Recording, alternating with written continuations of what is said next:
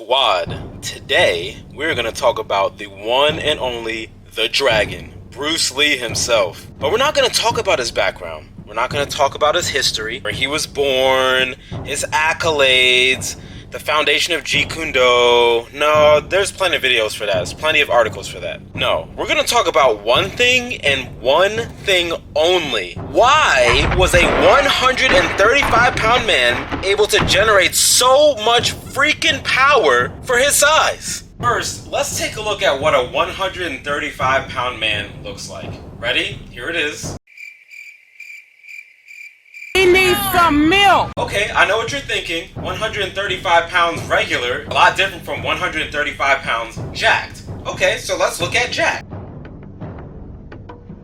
It is 2021. I don't know about y'all, but even in the bantamweight class for UFC, scratch even UFC. If we take 135-pound men who are in great physical shape, they are not producing the amount of power that Bruce Lee was producing. And after watching so many videos over the years, I always wondered why other YouTubers and articles on the internet always danced around the subject. They danced around it because they couldn't figure it out either. They were just like, oh, okay, it's because he was legendary, because he trained a lot. That's not good enough anymore. We need to know exactly why Bruce Lee was able to generate the power of a heavyweight, sometimes even beyond that. We're gonna cover every single aspect of that in this video. Because let's face it, I know I'm not the only one that have seen smaller guys like that, but deep down we knew they were nowhere near Bruce's power level. Nowhere even close.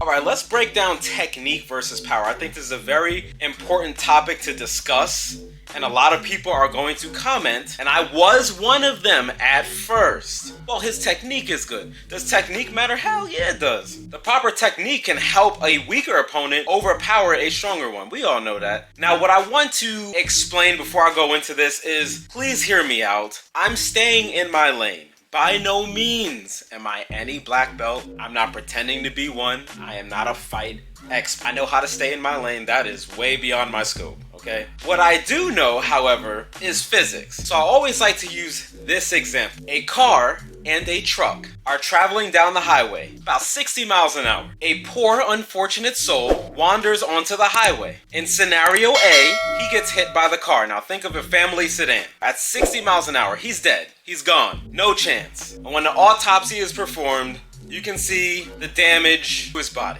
It was a 3,000-pound hunk of metal traveling into a human being at 60 miles an hour. You're gone, buddy. Let's take scenario number 2. A tractor trailer is traveling down that same highway at 60 miles an hour. I could have the weight wrong, but I believe with the 53-foot container on the back, they're about, what, 10,000 pounds? It's a higher mass, traveling at the same velocity. That same poor unfortunate soul from scenario A gets hit by the truck. The difference is, there is no body for the autopsy. He is, not to be graphic, he's mush. Mush. He's so mangled. He's smushed. I think y'all see where I'm trying to get with this. You got it. I'm going to transition to a bigger opponent and a smaller opponent. A 135-pound man and a 260-pound man. Both are traveling down a football field. The 135-pound man runs right into you. Let's say it's me. I'm 175 pounds. The 135-pound man runs into me. He's got velocity, he's got speed, and he runs right into me. I'm gonna fall over. A 260-pound man, and these are both athletic people, by the way, is running straight toward me. I'm standing there. He runs right into me. I'm getting bowled over.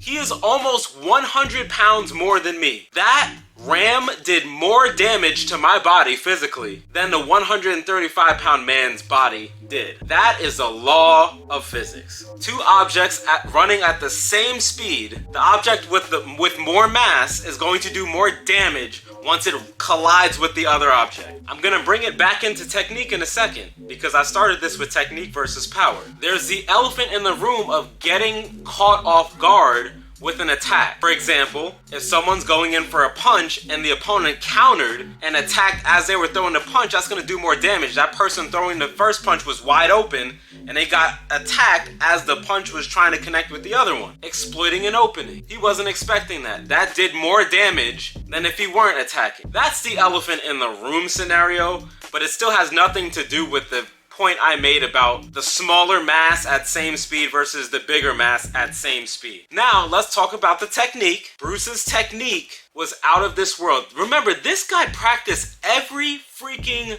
day. When Bruce was chilling, he was still curling a dumbbell. That's the type of person he was. He was always doing something to improve his body. In some way, shape, or form, he was doing it. So what happens when you put all that time into your technique? You combine that with the power as well. His technique, along with his power and speed, made him a beast to fight.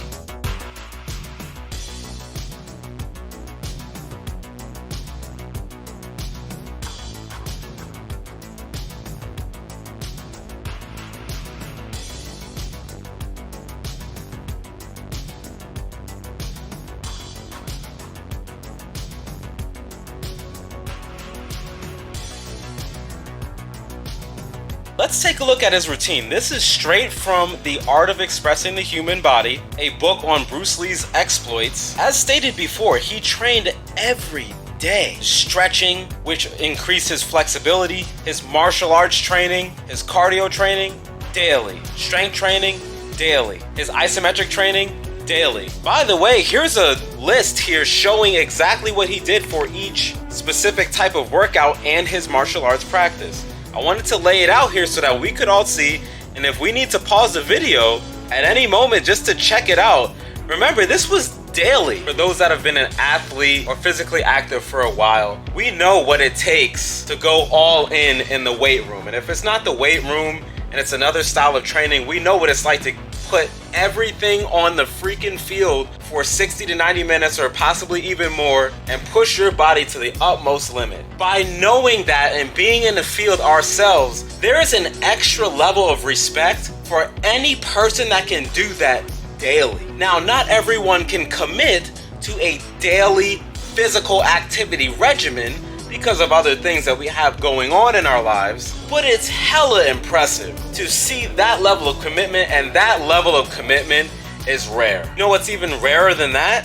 His isometric routine. Bruce Lee was a huge fan of isometrics. I've mentioned that in many videos before this, and you can even see him right here using an OG Isochain, the old school version Isochain with no tech. It was just 6 seconds all in, and that's why he was so strong. He was decades ahead of his time. He did the research and he knew the value of increasing his power. Now let's talk about his isometric routine specifically. So check this out. These are the 8 exercises that Bruce Lee performed daily. The shoulder press from the top position, the shoulder press from the mid position, the calf raise, the upright row on his calves. So his calves are under load while he's doing the upright row. The parallel squat, the shoulder shrug, the deadlift, and the quarter squat. A nice balance of closed and open chain, kinetic chain exercises here. And if you haven't seen the video on our kinetic chain, here's a link right here. Go ahead and check that out. But bringing it back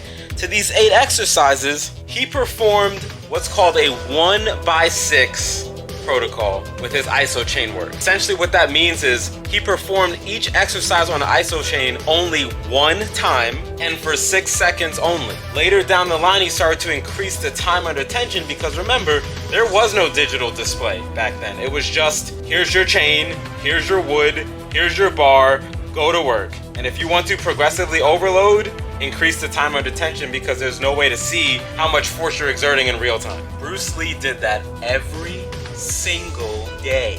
What do you think is going to happen when somebody performs Isochain exercises every day? And we know the value of overcoming isometric training on the channel. All overcoming isometric training is going right to your fast twitch type 2 muscle fibers. Bruce Lee was all type 2 fast twitch muscle fiber. Let's break it down here.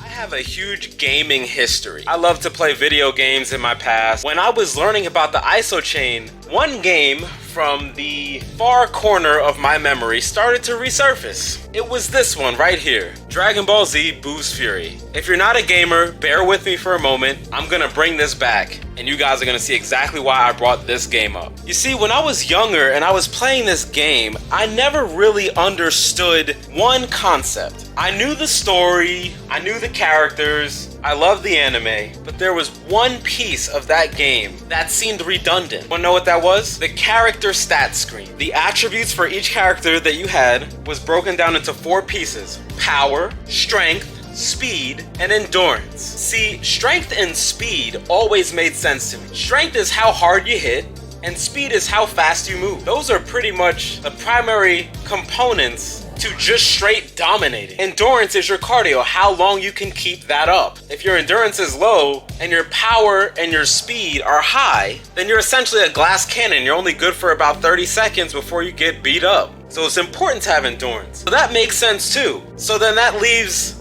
power, right? So isn't power the same as strength? Well, see, I wondered that, and I wondered why it was its own separate category, because power and strength seemed synonymous, but yet it was a stat that you could level up in the game. So out of curiosity, I started leveling it up, power. Let's see what happens. So when you increase your power in the game, there's a game mechanic where with your strength, you deal a set amount of damage relative to your strength level for your character. However, if your power stat is high, you'll trigger an instance where there's a chance that when you connect an attack with the opponent in the game, you will launch them several feet backwards. And instead of the damage showing up in red, it would show up bigger in orange. And the higher your power stat, the more often you would start launching people across the screen, or just outright killing them, that too. And so after a while, I started to put 2 and 2 together, and I was like,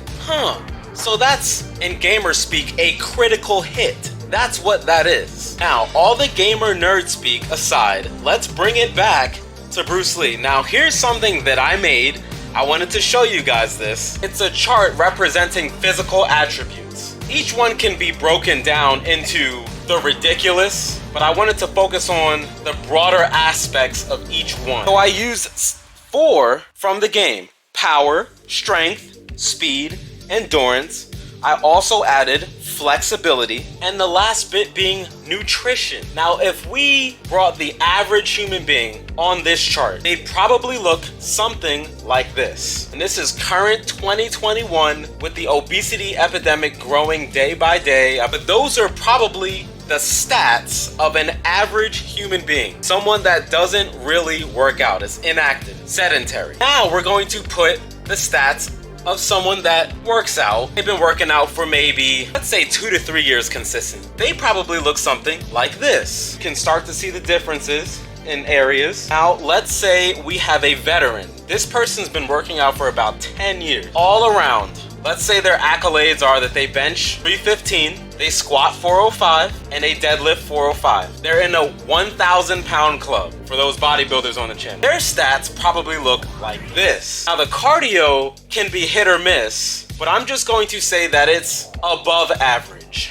If we take all of those scenarios and examples into consideration, and we throw Bruce Lee's stats on the board, this is no exaggeration. My guess, now this is just a guess, his stats probably look something like this. Now, do you see how high his power stat is? So funny looking at this. I know I'm being nerdy, but sometimes we really need a visual to understand. Side note, playing as Bruce Lee in all the UFC games up to date has really annoyed me because they just clearly do not understand what overcoming isometric training does to the human body. This dude was the very definition of fast twitch type 2 muscle fiber. The dude's power and speed should have been 99. That's that's just me. You can debate that, comment down in the comment section below, it's fine. Now, going back to his isometric training, right? After seeing those types of stats, there are plenty of channels on YouTube that cover traditional weightlifting, calisthenics, and all that. There aren't many that talk about isometrics in detail, if at all. On this channel, that's all we talk about. And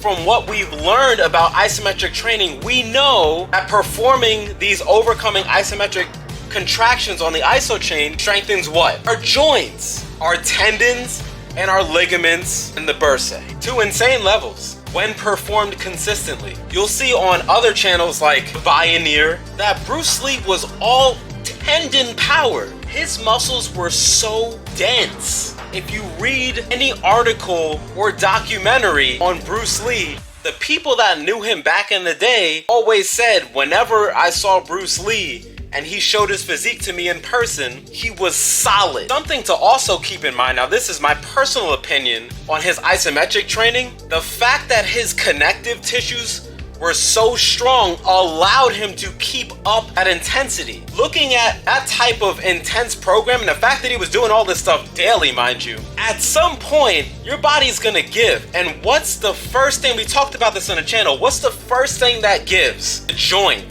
Something also to keep in mind was his kinetic chain. Because of his martial arts training, the ability to control his body and move it as one was at such a high level. And I mentioned this in the kinetic chain video, which you can find right here. At the 1-inch punch that he's so famous for, that's kinetic chain at the highest level. And his kinetic chain linking was so efficient because when we train the overcoming isometric style and incorporate total body tension like I mentioned in that video, we're doing exactly that. We're teaching our body to contract all muscle fibers at once. And I hate to keep sounding like a broken record, but if you haven't seen that video, you should check that out, because learning about overcoming isometric training and total body tension and a kinetic chain are going to make this video make a lot more sense. Alright, so what do we know about overcoming isometric training? Well, without reviewing the last 250 videos, a summary is that it's the fastest way to develop your fast twitch type 2 muscle fibers. It is the fastest way to develop strength, isometric training. Even more so than the concentric phase of the lift. Heavy concentric. Isometric wins every time. It is the most effective way and most powerful way to develop power, strength. We are not talking about hypertrophy right now. We're talking about strength. We know that it only takes 6 seconds, so it's not intrusive. We need to place our overcoming isometric training routines in the right order. Otherwise, we're not really getting the best out of it. And lastly, as I mentioned earlier, it strengthens up our tendons and ligaments. In addition to strengthening up the muscles as well. The muscles are still under load just without any movement. Now you combine that with the fact that he was training every single day. When we add his other physical attributes to the fact that he was performing overcoming isometric training daily, hitting the whole body, it was a total body exercise regimen that only took 48 seconds a day to perform, by the way. This is the result. Let me show you what the power of overcoming isometric training looks like at the highest level.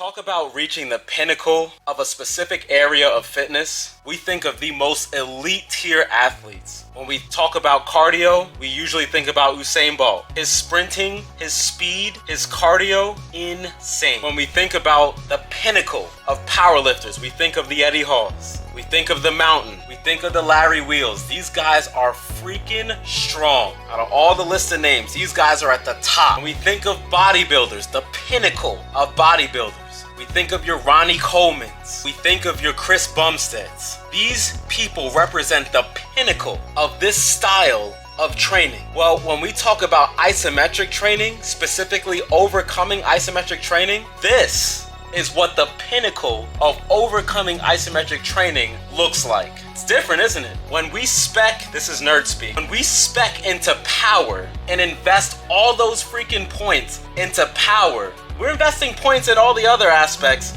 of fitness too. We're just hammering power, get that stat up, get that stat up, get that stat up. That is the result. And there are others I'm gonna mention on this channel, on this series, who have entered the realm of greatness and have specced all their points or most of their points into power. Because when you do it right, you enter a whole other tier of strength.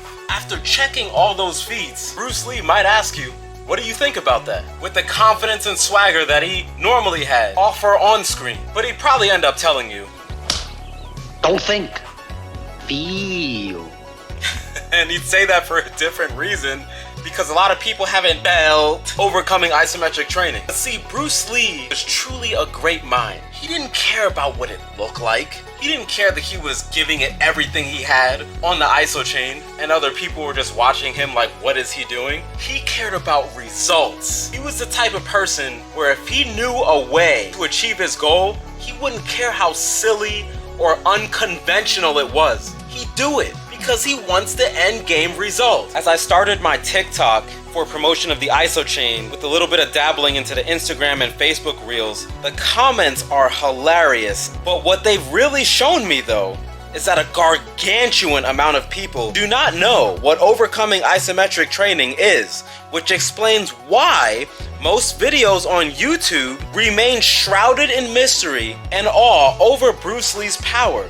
It's because they don't understand it. They knew he was strong, they knew he was legendary, they knew a little bit about isometric training, but they didn't know as much as we do in depth, and the power of frequency, progressive overload, and raw overcoming isometric training in addition to all the other areas of fitness that Bruce Lee focused on, which was everything. One of my favorite pieces that I read from The Art of Expressing the Human Body was when Bruce Lee and Danny Inosanto were walking down the beach, Muscle Beach, and they both noticed a big guy walk out of the gym. And Danny said, check him out. That dude's pretty big, huh? And Lee responded, yeah, he's big, but is he powerful?